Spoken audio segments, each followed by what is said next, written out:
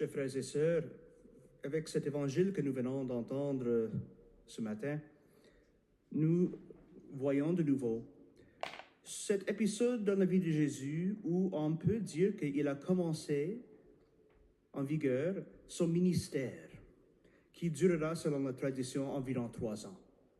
Et il a commencé en allant dans une synagogue dans sa ville où il a grandi, Nazareth.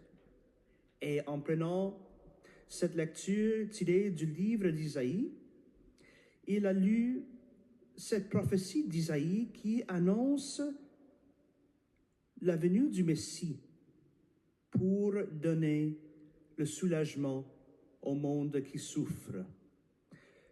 Jésus applique cette prophétie à lui-même et donc il fait la révélation du plan de Dieu pour le monde entier. Et nous qui faisons partie de ce monde, s'applique à nous personnellement. Jésus est sauveur du monde et ça veut dire qu'il est sauveur de chacun de nous qui faisons partie de ce monde. Il annonce qu'il est venu pour porter la bonne nouvelle. La bonne nouvelle, c'est que, dans le fond, que Dieu nous aime. Et que cet amour de Dieu englobe tout le reste de la révélation de Dieu.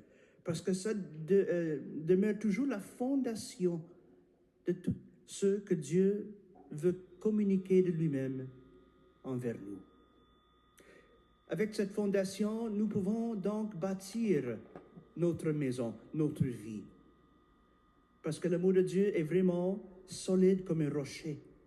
C'est ça le rocher. Et Jésus-Christ est cette parole divine de Dieu, qui est une parole d'amour divin, qui se révèle comme ça, comme la sûre fondation sur laquelle nous pouvons nous confier toujours et vivre notre vie solidement en s'appuyant sur le Seigneur Jésus. Il apporte cette bonne nouvelle que Dieu nous aime, que Dieu a pitié sur nous, qu'il a envoyé son Fils pour que nous soyons arrachés de l'esclavage du péché et de la mort. Et donc, en faisant ça, il nous annonce la bonne nouvelle de notre libération. Une libération qui appartient aux enfants de Dieu, à ceux qui accueillent la vie nouvelle de Jésus-Christ dans leur vie. Comme ça, nous entrons sur le chemin avec lui de vivre cette vie nouvelle qui est libératrice.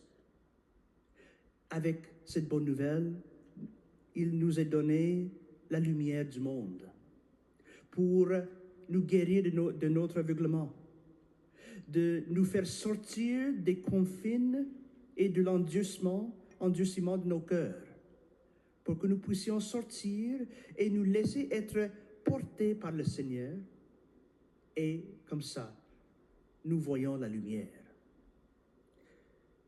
Il met en liberté les opprimés, ceux qui sont opprimés par le péché et par les œuvres du mal, pour savoir que nous avons une espérance qui est plus puissante de toutes les menaces du mal.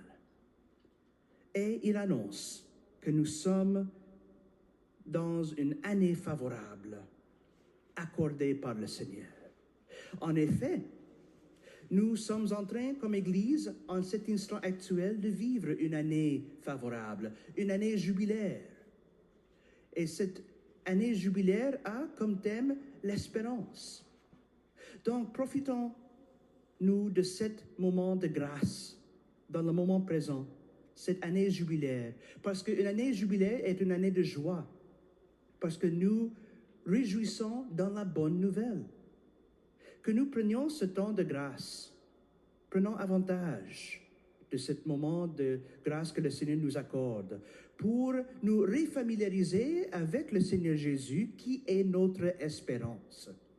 Et comme ça, nous cheminons ensemble, en solidarité, en communion, d'être des pèlerins d'espérance, les enfants de Dieu, les fils et les filles de la lumière du monde.